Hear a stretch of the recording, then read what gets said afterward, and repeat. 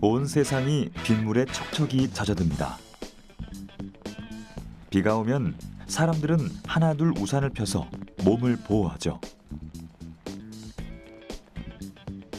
본격적인 휴가철이 되면 물로부터 물건을 보호하기 위해 방수 제품들이 불티나게 팔립니다. 사람들은 불편함에서 벗어나기 위해 물을 막는 기술을 오래전부터 연구해 왔습니다. 소재와 기술의 진화로 물과 친해질 수 없었던 제품들까지 물속에서 활약하는 시대. 과연 물을 막는 방법 속에는 어떤 과학적 원리가 숨겨져 있을까요? 신기한 방수 과학의 세계를 들여다봅니다.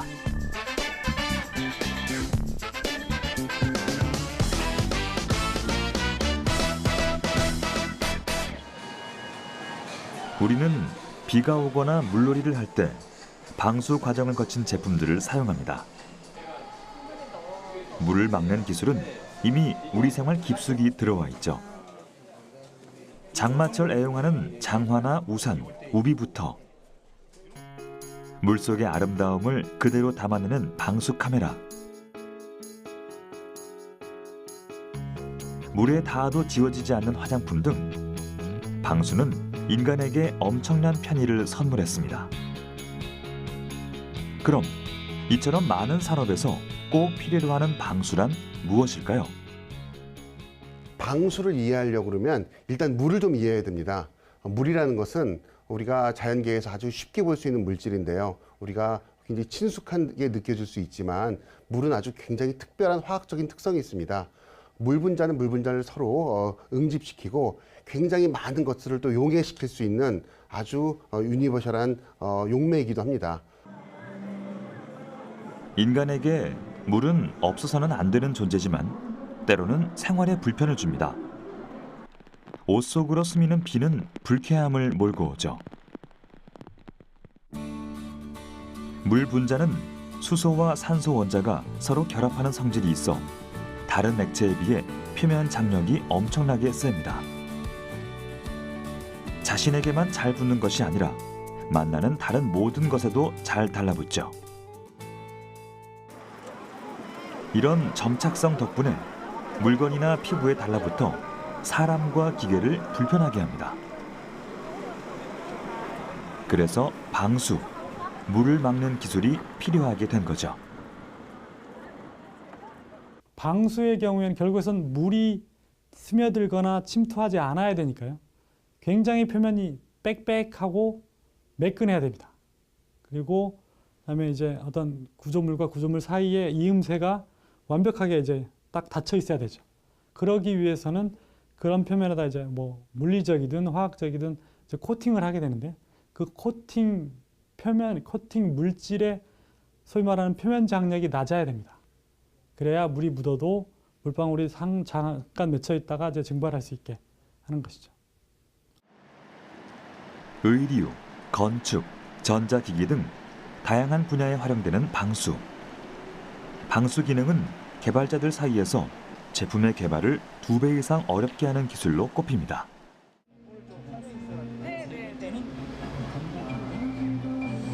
그중 가장 치열한 싸움을 벌이고 있는 분야는 IT 제품. 전자제품은 하루가 다르게 발전하고 있지만 여전히 습기와 온도, 충격에 취약합니다.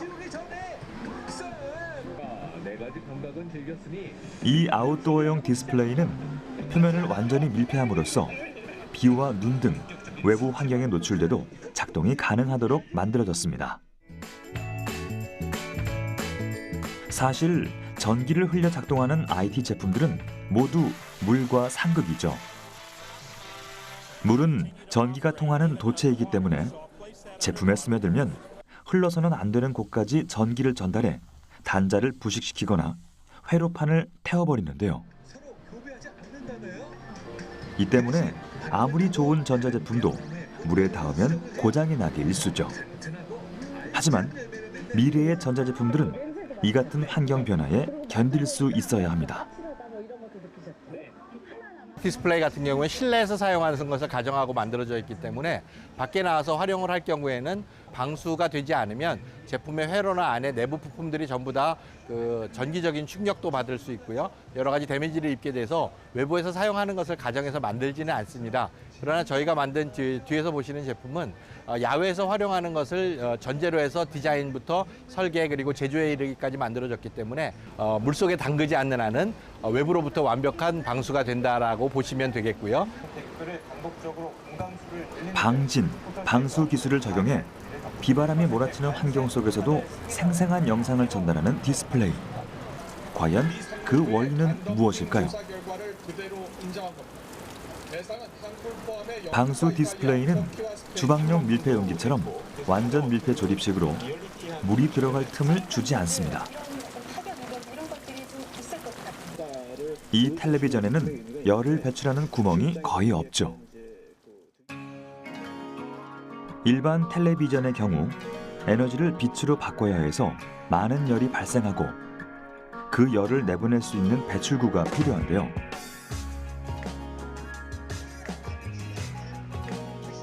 이 텔레비전의 경우 에어컨 없이도 온도를 낮출 수 있는 온도 조절 기술이 적용돼 물이 들어갈 수 있는 틈을 없애고 영하 40도, 영상 50도의 온도에서도 사용이 가능합니다. 그럼 전자제품의 고체나 액체로부터의 보호 능력은 어떻게 확인할 수 있을까요? 예, 일반적으로 그 방수 방진 등급을 표기하는 그 단위가 IPXX 이렇게 표시를 하게 되어 있는데요. 저희 제품은 IP65 등급을 가지고 있습니다. IP6은 방진을 의미해서 먼지가 들어가지 않는 부분을 말하고요. 뒤에 붙어 있는 IP65의 5자는 물에 담그지 않는 한 완벽하게 방수가 되는 등급을 IP65라고 얘기를 합니다.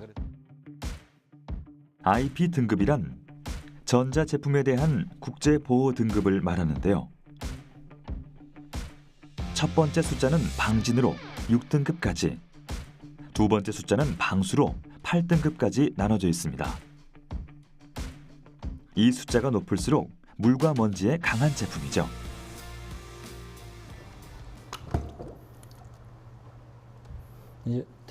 IP 등급을 높이기 위한 전자제품의 진화는 지금 이 순간에도 계속되고 있습니다. 가장 대표적인 것이 최근 관심이 뜨거운 방수폰이죠. 물속에서 자연스러운 움직임을 포착한 이 사진은 스마트폰으로 촬영됐는데요. 수심 1.5m에서 30분 동안 수중 촬영이 가능한 방수폰을 활용한 거죠.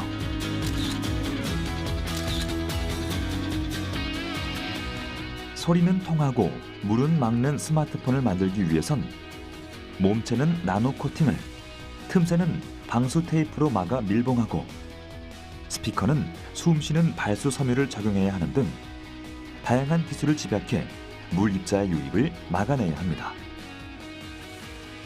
이를 통해 아찔한 침수 사고에도 AS 센터로 달려가지 않아도 되는 방수폰이 탄생하는 거죠. 방수 처리가 된 이 스마트폰에 하나는 다 발수 코팅을 합니다. 조립되다 보면 조립되는 그 사이로 물이 들어가야 되는데 그게 안 들어가는 거죠. 그럼 방수와 발수의 차이점은 무엇일까? 방수 효과를 높이기 위해선 그저 물을 막는 것만으로는 부족했습니다. 사람들은 물이 맺히지 않고 흐르는 기술을 연구하기 시작했고 이를 통해 발수 기능이 탄생했죠. 즉 방수란 코팅이나 밀폐로 표면을 덮어 물의 침투를 막는 것이고 발수란 액체인 물은 튕겨내지만 그보다 작은 입자인 공기는 통과시키는 기술을 의미합니다. 이 두 기능이 합쳐지면 효과가 극대화된 방수 제품이 탄생할 수 있죠.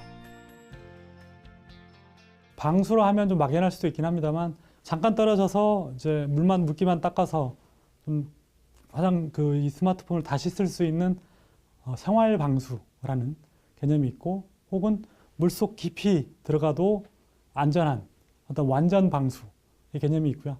이런 것들은 방수, 즉 물이 들어가지 않는다라는 개념이고, 거기에 조금 더 나아가면 이제 발수 혹은 초발수, 이렇게 해서 물이 아예 묻지 않는 그런 구조들도 있고요. 그런 표면들. 그리고 또 그와 또 반대로 또 물을 잘 흡수하는 친수 구조를 가지는 표면들이 있습니다. 우리가 일상생활 속에서 우리가 불편 없이 생활할 수 있는 그 정도의 방수 기술들은 대부분 다 발수 기술들을 이용하게 되는 거고, 화학적 처리나 물리적 기술들은 대부분 다 발수의 기술들을 특정 환경에서 완벽하게 유지시키기 때문에 그것을 우리가 일반적으로 방수 기술이라고 크게 포함해서 얘기를 하는 것이죠. 민감한 전자기기들을 물로부터 보호하기 위해선 발수 기능이 접목된 나노 코팅 기술이 주로 사용되는데요. 실생활에서 이를 볼 수 있는 가장 대표적인 예가 용기 코팅 기술입니다. 점성이 강한 액체를 잘 떨어지게 하기 위해 윤활제로 용기 내부를 코팅하는 거죠. 샴푸나 케찹 혹은 즉석밥과 같이 어떤 용기 안에 그 내용물이 들었을 때 거기에는 약간의 물기 때문에 실제로 이것들을 다 정확하게 다 떼거나 혹은 다 쓰려면 쉽지 않습니다. 그럴 때 발수나 방수 코팅을 하게 되면 얘들이 쉽게 떨어집니다. 그리고 말끔하게 떨어지고요. 그래서 뭐 신선하거나 혹은 좀 내용물을 완벽하게 저희가 이제 다 쓸 수 있죠. 그런데도 방수 코팅들이 이제 사용됩니다. 소재나 부품의 표면에 나노 구조의 보호막을 입히는 나노 코팅 기술은 우리 생활 곳곳에서 유용하게 사용되고 있습니다. 그중 하나가 사무실이나 집에서 흔히 볼 수 있는 키보드입니다. 누구나 한 번쯤 키보드 위에 물이나 커피를 쏟아 당황한 적이 있을 텐데요. 키보드에 발수 기능의 나노 코팅 기술을 입히면 이런 사고에도 걱정 없는 키보드가 탄생하게 되죠. 방수 키보드 같은 경우에는 해당 경우에 있어서 일단은 음료 침수나 물이 엎질러진 경우에도 불량 발생 자체가 없고요. 그 다음에 방금 예로 들었던 뭐 당분이 있는 음료라든지 커피를 엎질렀을 경우에도 물에 넣어서 헹궈서 사용하면 되기 때문에 전혀 그런 부분에 있어서 편리함을 가져갈 수 있는 제품 키보드입니다. 콜라나 컵라면을 쏟아도 물로 잘 씻어 사용 가능한 키보드.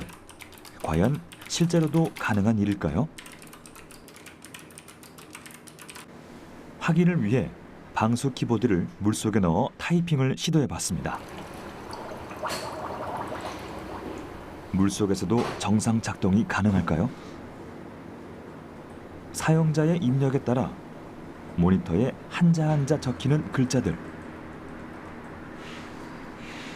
여러 번을 시도해도 키 입력에는 아무런 문제가 없었는데요. IP68 등급으로 수심 1m 이상에서도 방수 기능이 적용된다고 합니다. 나노 코팅 처리를 통해서 기판을 방수 처리를 했고요.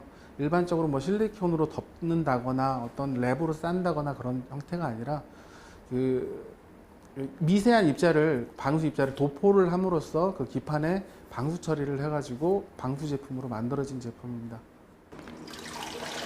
이 강력한 방수 기능은 적외선을 감지해 입력하는 광축 키보드이기 때문입니다.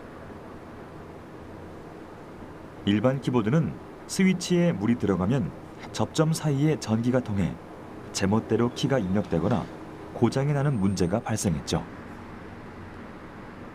하지만 광축 키보드는 적외선으로 신호를 전달합니다. 빛을 기반으로 입력이 이루어지기 때문에 키보드 하단의 기판에는 적외선이 흐르는 IR 센서가 위치해 있죠. 스위치를 누르면 센서 사이의 빛의 연결이 끊기며 입력 신호가 본체로 전달됩니다. 이 부분에 방수 처리를 철저히 하면 물을 쏟아도 작동에 문제가 없죠. 방수라는 부분은 사실 전기가 흐르는 부분에 있어서 절연 처리를 어떻게 하느냐에 따라서 방수를 그 제품으로 만들어낼 수가 있는데요. 무접점 제품 같은 경우에는 접점이 없기 때문에 기판부, 그러니까 전기가 흐르는 이 부분만 절연 처리를 해주면 그걸로 이제 방수를 구현할 수 있는 방법입니다. IP 등급을 높이기 위한 기술이 점차 고도화될수록 물과 친해질 수 없었던 제품들의 반란은 계속될 것으로 보입니다. 전자 제품은 물론 물과 상극인 소재들까지 과학의 힘을 빌려 우리의 상식과 편견을 뒤엎고 있죠. 역발상 디자인이 돋보이는 종이 면도기, 이 역시 방수 처리를 거쳤습니다. 그럼 사람들은 방수 기술의 아이디어를 어디서 얻었을까요? 학자들은 자연에서 그 힌트를 얻었을 거라 추측합니다. 우리가 물속에 사는 동물들은 대부분 다 비늘이나 이렇게 매끄러운 표면이 있는데 수달과 같이 굉장히 많은 털들이 바깥쪽에 노출되어 있음에도 불구하고 물속에서 자유롭게 행동하고 움직이는 것으로부터 우리가 그것을 또 어떠한 과학적 특성이 있는지를 확인해 본 결과 이런 자그마한 우표 크기 사이즈의 뭐 한 100만 개 정도의 털들이 아주 조밀하게 있는 이러한 형태로부터 자연은 스스로 물로부터 본인의 내부를 보호하는 이러한 특별한 구조가 있다는 것을 우리가 알게 되면서 자연계의 어떠한 방수나 발수의 특성들을 우리가 배우게 됩니다. 굵고 광택이 나는 수달의 털은 방수털과 잔털의 이중 구조로 방수 효과와 보온 기능이 우수합니다. 수달들이 물속에서도 몸을 따뜻하고 건조하게 유지할 수 있는 이유죠. 까치의 둥지에서도 방수 기술을 만날 수 있는데요. 까치는 지늘개 나뭇가지와 지푸라기를 섞어 내부 둥지를 비바람에 견딜 수 있게 견고하게 짓습니다. 이런 원리는 건축 속 방수 기술에 적용되는데요. 초가나 한옥의 흙벽을 보면 석회를 섞어 굉장히 조밀하고 치밀하게 쌓은 것을 볼 수 있습니다. 이는 빗물에 약한 흙반죽에 석회를 섞어 방수와 발수력, 압축 강도를 높인 것이죠. 물은 작은 틈 사이에 들어가도 응집력 때문에 균열을 일으킵니다. 그래서 현대의 건축에선 틈 사이에 물이 들어가지 않도록 방수 스프레이나 페인트로 손쉽게 방수 처리를 할 수 있게 됐죠. 자연 속 방수 중 가장 대표적인 것은 진흙 속에서도 깨끗함을 잃지 않는 연잎인데요. 연잎을 자세히 관찰하면 물에 젖어도 물방울이 둥글게 모여 굴러 떨어지는 것을 관찰할 수 있습니다. 이를 일컬어 독일의 식물학자 비렐름 바르틀로트 교수는 연잎 효과라 명명했는데요. 전자 현미경으로 연잎을 관찰하면 무수한 미세돌기가 연잎에 물방울이 닿지 않도록 지탱하는 것을 발견하게 됩니다. 이는 방수 과학의 시초가 되기도 했죠. 연꽃잎 표면에는 나노 사이즈의 작은 돌기들이 촘촘히 나 있는데요. 이러한 돌기들이 물방울을 떠받들어서 연꽃잎과 접촉하는 면적이 아주 작아집니다. 그래서 표면 장력에 의해서 물방울이 펴지지 않고 또 동그랗게 공 모양을 유지하게 되는데요. 연꽃잎 표면에는 왁스 성분도 있어서 중력 작용과 함께 그 물방울이 경사면을 따라서 자연스럽게 흘러내리게 됩니다. 물에 젖지 않고 언제나 깨끗한 상태를 유지하는 현상인 연잎 효과. 이런 연잎의 발수성과 자정작용의 원리는 현대의 과학으로 이어졌습니다. 저절로 방수가 되고 오염 물질까지 쓸어내릴 수 있는 코팅 기술은 응용할 수 있는 분야가 무궁무진하죠. 이곳에선 이를 활용한 기술로 친수성 소재인 면을 활용, 텐트를 만들었습니다. 나들이가 잦아지는 계절, 캠핑 중 비가 온다면 어떨까요? 텐트 안은 습기로 가득 차고 집에 와서 텐트를 말리는 과정이 힘들어 포기하고 돌아온 경우가 많을 텐데요.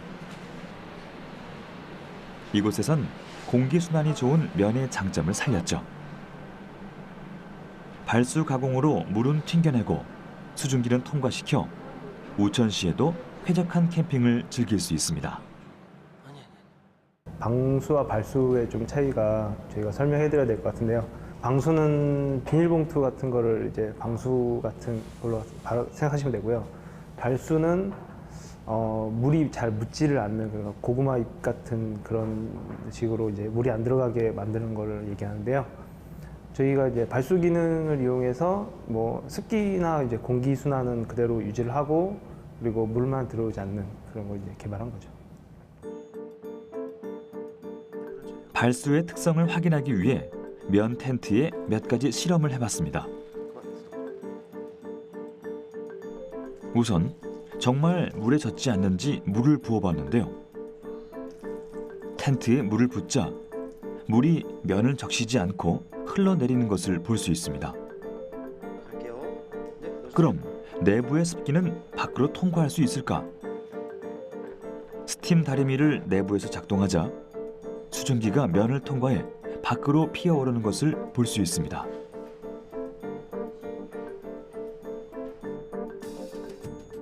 면을 잇는 실에도 방수 처리를 했는데요. 방수사는 일반사와 달리 비에 젖으면 실이 팽창해 재봉 부위를 빈틈없이 메워 비가 내부로 새는 것을 막아줍니다. 그 차이는 실을 꼬는 기술에서부터 시작됩니다. 일반사가 여러 가닥의 실을 한 방향으로 말아놨다면 방수사는 실을 머리를 따듯이 꼬아 왁스를 입혔는데요.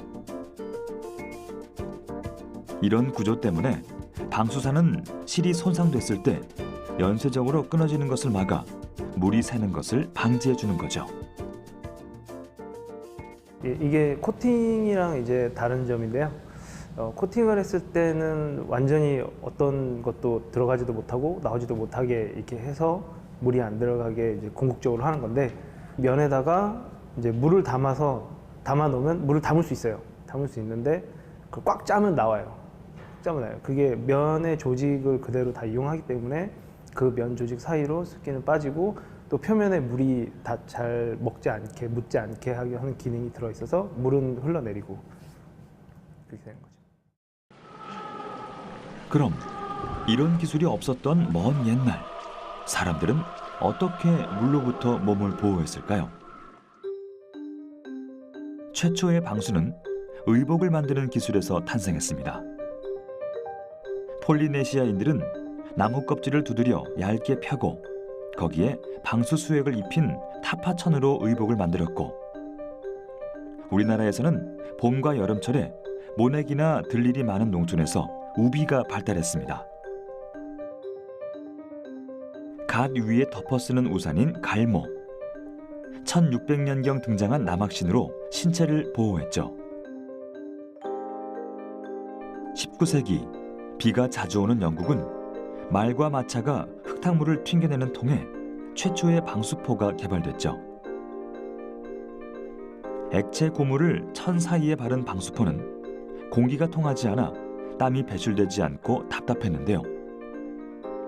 그래서 사람들은 고무를 코팅한 초기의 섬유를 보완하기 위해 새로운 방수 소재를 찾기 시작했습니다. 그 결과 물은 차단하고 습기는 발산하는 투습 방수 원단이 탄생한 거죠. 1959년에 미국 듀폰의 연구원이었던 빌 고어라는 연구원이 개발을 시작했는데요. 이후에 그의 아들 밥 고어가 고어텍스를 발명하고 1970년경에 특허를 냈습니다. 80년대에는 그 기능이 더욱 발전해서 에베레스트 동정이나 그걸 위한 의류, 나사 우주복 등의 고어텍스 등이 사용되었습니다. 또한 90년대에는 국제 남극 탐사단이 입기도 했으며 다양한 일상생활 및 아웃도어 의류에 적용이 되고 있습니다. 방수와 투습이라는 상반된 기능이 함께 들어있는 기능성 섬유. 이를 쉽게 얘기하면 물방울보다 미세한 구멍이 뚫린 원단입니다. 그래서 물은 흘려보내고 증기는 밖으로 배출할 수 있는 거죠. 이는 기존 방수 가공 원단의 단점을 확실히 해소해 주었습니다. 극한의 환경에서 인체를 보호하는 소재로 다양한 곳에 활용되고 있는 기능성 원단. 그 방수 효과는 어느 정도 수준에 올라와 있을까요? 그 기능을 알아보기 위해 섬유 업체를 찾았습니다. 기능성 의류를 물에 넣자 물이 안으로 스며들지 않고 연잎처럼 표면에 맺히는 것을 볼 수 있습니다.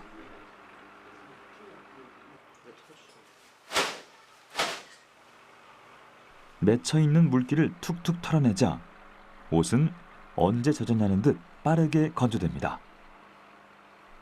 그 이유는 무엇일까요? 멤브레인에는 미세한 구멍이 뚫려 있는 구조로 되어 있습니다. 그래서 1평방인치에 90억 개 정도의 구멍이 뚫려 있는데, 물론 눈으로 보이지는 않고요. 근데 그 구멍의 크기가 액체 상태의 물질들은 통과할 수 없을 만큼 좁습니다. 가장 작은 물방울의 단위보다는 2만 배가 좁게 되고요. 한데 그 구멍이 액체가 증기가 됐을 때는 통과할 수 있을 만한 그 구멍이 돼요. 그래서 땀이 증기가 됐을 때는 그 구멍을 통해서 밖으로 빠져나갈 수가 있습니다. 예로부터 방수 가공이 고무나 비닐 등의 막을 형성해 공기가 통하는 미세 구멍까지 막아버리는 원리였다면, 최근에 투습 방수 원단은 섬유 한 올 한 올에 코팅하는 방식으로 입혀집니다. 열은 따뜻한 곳에서 차가운 곳으로 흐르기 때문에 사용자는 그 구멍을 통해 땀을 배출시켜 늘 쾌적한 상태를 유지할 수 있는 거죠. 그럼 기능성 원단의 방수 효과는 어느 정도일까? 테스트 상황을 갖다 확인을 지금 기능성 검사를 실시했습니다. 저희가 이제 첫 번째 검사는 내수도 시험. 물에 이제 수압으로 이는 이제 2분 강우에 얼마나 견딜 수 있는지 내수압을 알아보는 건데요. 원형 클램프에 원단을 물린 다음 뒷면에 물방울이 맺히는 순간의 수압을 측정하게 되죠. 청바지의 경우 시작과 동시에 물방울이 쏟아져 내립니다.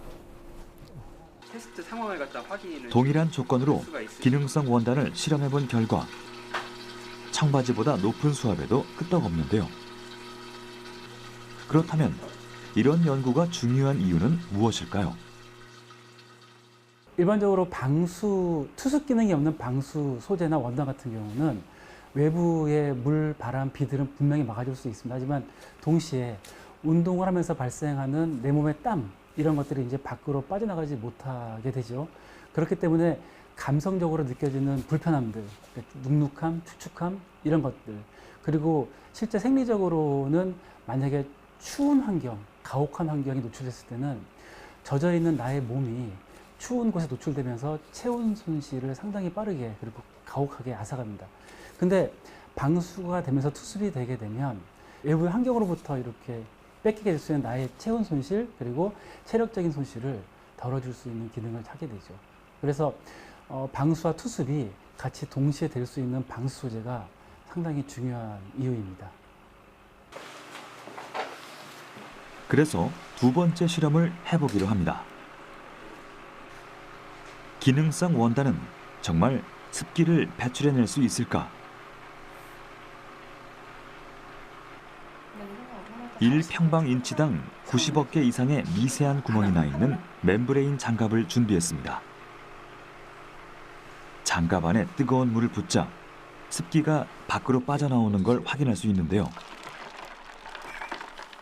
더 정확한 비교를 위해 한 손엔 기능성 장갑을, 다른 손엔 일반 비닐 장갑을 끼고 얼음물에 넣어 손을 움직였습니다. 체온과 얼음물의 온도 차로 장갑 안엔 습기가 차오르게 되죠. 그 결과를 확인할 차례. 비닐 장갑을 낀 손은 습기로 흥건한 반면 기능성 장갑을 낀 손은 뽀송뽀송합니다. 하지만 이런 기능이 영구적인 것은 아닙니다. 물이 이 원단에 흡수되지 않게 하는 발수 처리가 되어 있는데, 이 발수 처리는 영구적인 기능이 아니고 세탁 마찰이나 혹은 오염에서 이제 발수 처리된 부분은 점차적으로 없어지게 됩니다.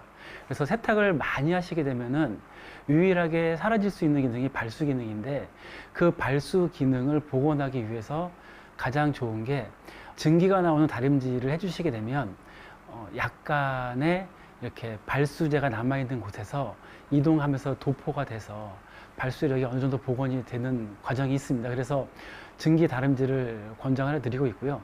그럼에도 불구하고 세탁을 자주 하시게 되면 발수력은 어느 정도 이제 상실이 되게 되는데, 그럴 경우에는 시중에서 판매하는 발수제를 사용해서 발수력을 복원시켜 줄 필요는 분명히 있습니다. 성경에도 나올 정도로 오랜 역사를 가진 방수의 기록. 노아는 방주에 역청을 칠해 대홍수를 피할 수 있었죠. 이어 방수 재료는 합성 고무, 아크릴 수지, 폴리우레탄 수지 등으로 발전했고, 1976년 땀은 증발시키고 비나 안개는 차단하는 신소재가 등장하며 방수 기술은 한 단계 더 진화하게 됐죠. 그렇다면 현대의 방수 기술은 또 어떻게 발전하고 있을까요? 여기 비 오는 날에만 멋진 그림이 나타나는 거리가 있습니다. 비가 많이 오는 시애틀에서 활동하는 길거리 아티스트 페레그린은 비 오는 날에도 사람들을 웃게 해주고자 이 작업을 시작했다고 하는데요. 작업 도구는 초발수성 스프레이. 비가 오면 코팅된 부분은 원래의 도보색을 유지하고 물에 닿는 부분만 어두워지게 되는 거죠. 그럼 어떤 섬유나 물건이든 물에 젖지 않도록 만들어주는 방수 스프레이 속에 숨겨진 화학적 원리는 무엇일까요? 그 기술의 비밀을 확인하기 위해 초발수 나노 소재를 연구하는 스타트업을 찾았습니다. 방수 스프레이를 일반 섬유 위에 뿌리는 연구원. 초발수 나노 입자가 섬유 한 올 한 올을 코팅해 발수막을 형성할 수 있도록 24시간 동안 건조한 뒤 물을 뿌리면 옷이 젖지 않고 물을 밀어내는 현상을 볼 수 있습니다. 스프레이 하나 뿌렸을 뿐인데 어떻게 이런 일이 가능할까요? 일단 발수라는 원리를 가장 쉽게 이해하기 위해서는 물 위에 떠 있는 연잎을 생각하시면 되는데요. 연잎에 물방울이 떨어지면 또르르 굴러 떨어지는 현상처럼 연잎 효과를 모사해서 만든 기술이라고 생각하시면 가장 이해가 빠르실 겁니다. 습기에 가장 약한 소재인 휴지도 초발수 기술을 만나면 휴지 위에 물방울이 그대로 맺혀 있는 것을 볼 수 있죠. 그 밖에도 방수 스프레이는 산업에도 활용 가능합니다. 벽돌, 나무 등 물이 흡수되는 물건과 공간에 모두 효과를 볼 수 있죠. 10년 이상 화학공학을 전공한 연구원들은 자가세정 기능을 연구하다 방수 스프레이를 만들게 됐는데요.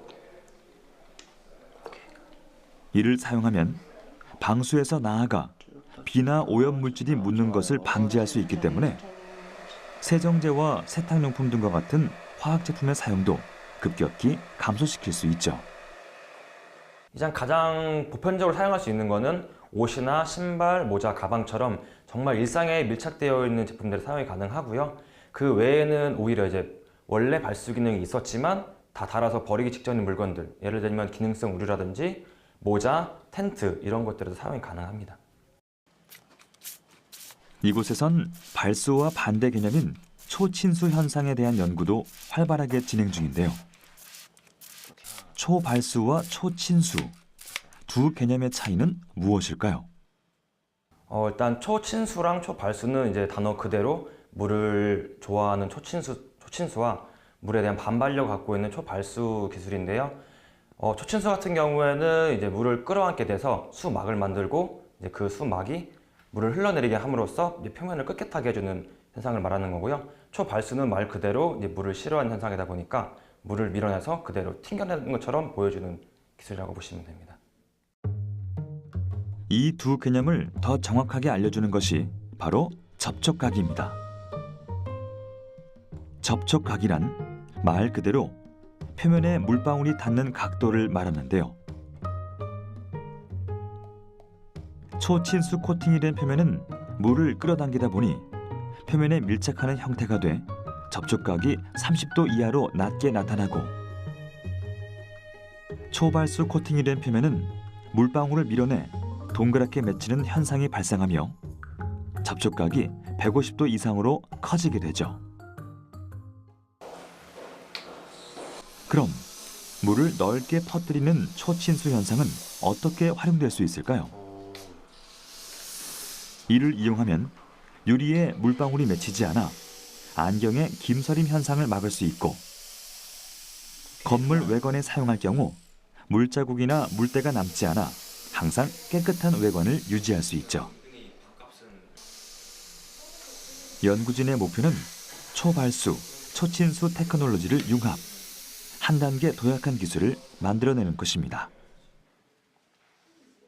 일단 원래는 저희가 B2B로 이제 소비자들을 상대로 하는 제품들이 아니라 건물 외벽이라든가 아니면 이제 건물 유리 같은 데 자가 세정을 위한 기술로 시작을 했고요. 그러다 보니까 소비자들에게 좀 더 다양한 체험이나 발수랑 친수라는 개념을 알리기 위해서 이제 뭐 섬유에 뿌리는 발수제라든가 욕실 내부나 촬영용에 뿌리는 친수 제품들을 개발하기 시작했습니다.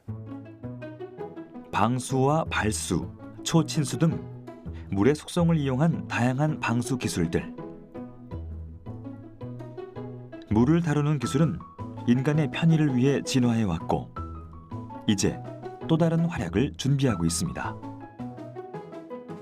방수 기술을 접목, 다양한 영역에 폭넓게 활용하는 거죠.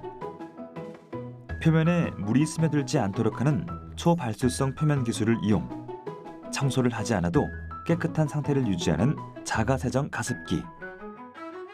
이는 물이 표면에 스며들지 않는 연립 효과를 응용, 물방울들이 떨어지며 오염물질을 자동으로 제거합니다. 청소가 힘든 기존 가습기의 문제를 단번에 해결해냈죠. 증발식 같은 경우는 안전하게 저희가 물만을 증발시켜 주지만 그 물속에 있는 이물질들이 증발판에 다 들러붙기 때문에 결국 청소 문제가 굉장히 더 심각한 그런 방식이죠. 초발수 기술을 도입을 해서 청소 문제를 없애주면서 증발식에 안전한 가습을 해주는 그런 새로운 개념의 어떤 가습기가 나오게 된 겁니다.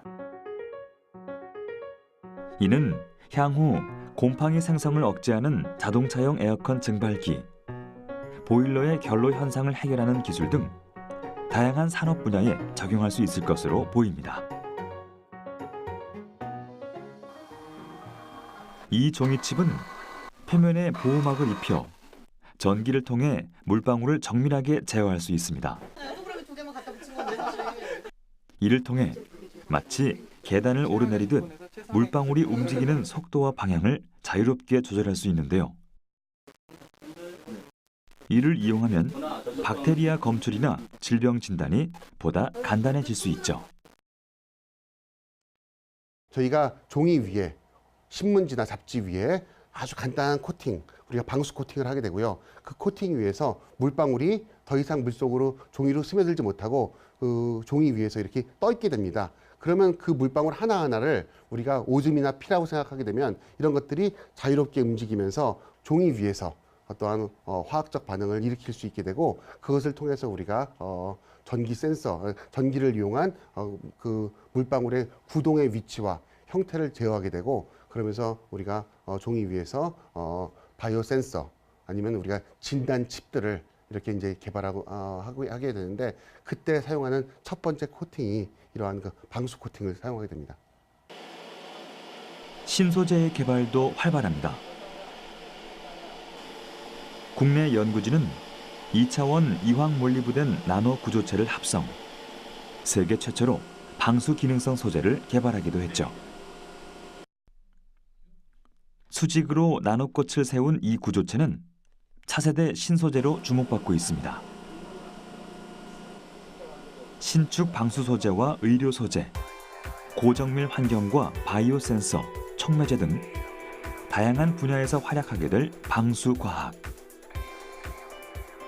인간의 편리함을 위해 시작된 방수의 역사는 눈부신 기술의 발전을 따라 또 한 단계 도약을 준비하고 있습니다. 그 웨어러블 디바이스들에도 이제 방수 기능이 적용되고 있는데요. 뭐 심박, 운동량 등 색채 신호 등을 체크하거나 전화를 받고 문자를 보낼 수 있는 다양한 웨어러블 디바이스들이 방수 제품으로 개발되고 있습니다. 스마트 의류 제품들, 즉 전류가 흐르는 직물이나 부품들을 보호해 줄 수 있으면 일상생활에서의 편리성 그리고 내구성을 향상시킬 수 있을 것으로 보입니다. 그래서 고도로 방수 기능이 발달하면 심지어 세탁 기능이 완전히 해결될 것으로 보입니다. 내가 활용할 수 있는 생활 영역들을 산이나 바다나 강이나 빗속이나 물속으로 확대시켜 나가는 기술 속에 이러한 방수 기술들이 알게 모르게 참여하고 있고, 이것들은 계속해서 인간을 이롭게 만드는 기술로 발전할 것이라고 생각합니다.